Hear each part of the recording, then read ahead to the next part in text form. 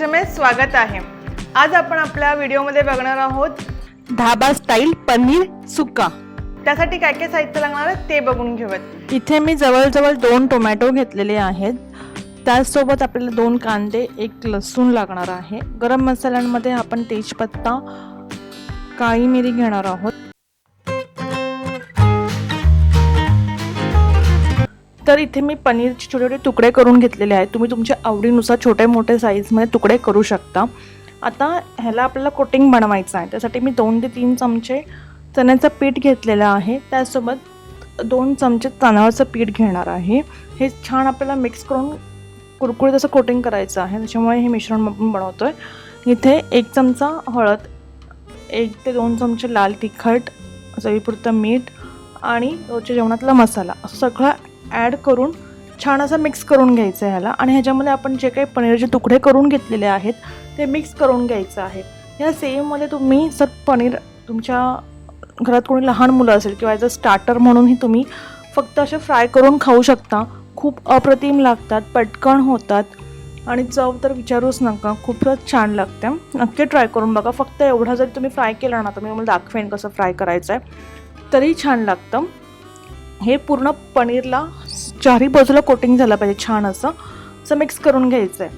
आता ह्याच्या एका पॅनमध्ये मी जवळजवळ 2 पळी तेल घेतलेलं आहे आणि ह्याच्यामध्ये आपले जे कोटिंग केलेले चण्याच्या पिठाचे, तांदळाच्या पिठाचे आपण जे काही मिश्रण बनवलं होतं त्याने कोटिंग केलेले सगळे क्यूब्स ॲड करणार आहे आणि याला छान साधारण आता इथे मी परत हे रेसिपीसाठी यूज करणार आहे, ग्रेव्हीसाठी यूज करणार, म्हणून मी पूर्ण ह्याला फ्राय करून घेणार नाही आहे। साधारण कोटिंग फ्राय झालं पाहिजे, पण तुम्हाला जर फक्त असेच क्यूब्स खायचे असतील ना, पनीर क्यूब्स, तर तुम्ही ह्याला 5 ते 10 मिनटं शिजवू शकता। आता एका कढईमध्ये जवळजवळ 3 पळी असं मी तेल घेतलेलं आहे, त्याला साधारण गरम होऊन द्यायचं आणि त्याच्यामध्ये ठेचलेलं लसूण टाकायचं आहे। जवळ 7 ते 8 पाकळ्या लसणाच्या, 7 ते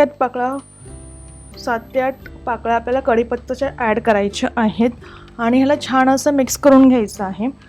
बारीक चिरलेला कांदा तो पूर्ण असं काळसर नाही, असा पूर्ण शिजला पाहिजे, मऊसूत झाला पाहिजे, साधारण त्याचा कलर ब्राउनिश असं झाला पाहिजे, इथपर्यंत आपल्याला त्याला फ्राय करून घ्यायचं आहे।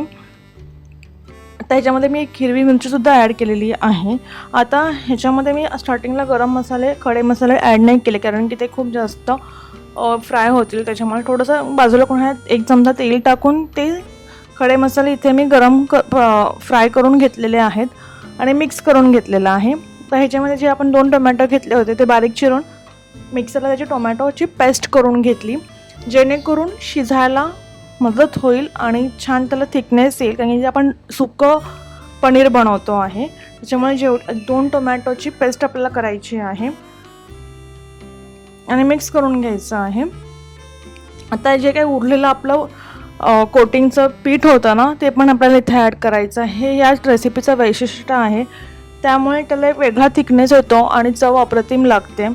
आणि हे साधारण मिक्स झाल्यानंतर आता ह्याच्यामध्ये आपण जवळजवळ अर्धा पेला असं गरम पाणी ॲड करायचं आहे। तत्पूर्वी आपण ह्याच्यामध्ये जे काही आपले चवीनुसार मसाले आहेत, हळद, मीठ, 1 चमचा लाल तिखट, रोजच्या जेवणातला मसाला, हे ॲड करून घेऊयात आणि मिक्स करून घेऊयात।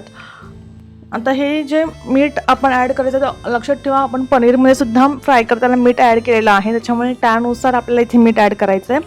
इथे जवळजवळ अर्धा पेला मी गरम पाणी ॲड केलेलं आहे आणि मिक्स करून द्यायचं, छान एक उकळ येऊन द्यायची। एक उकळ आली की आपण जे काही पनीर आपले फ्राय करून घेतलेले आहेत, जे पनीर आपण आता ह्या रेसिपीसाठी फ्राय केलेले आहे ते पूर्णपणे शिजून घेतलेले नाही आहेत, ते आपण साधारण फ्राय करून घेतलेले आहेत, ह्या ग्रेव्हीमध्ये ते प्रॉपरली शिजले जाणार आहेत।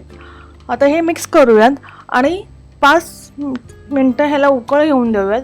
5 मिनटात पनीर पूर्ण शिजतात, जो आपला मसाला रेडी झालेला आहे तो पनीरमध्ये छान उतरतो आणि इथे आपला ढाबा स्टाईल पनीर सुक्का तयार झालेला आहे। कसा दिसतंय नक्की मला कमेंटद्वारे सांगा। जर चॅनलला सबस्क्राईब नसेल केलं तर नक्की सबस्क्राईब करा। Thank you so much.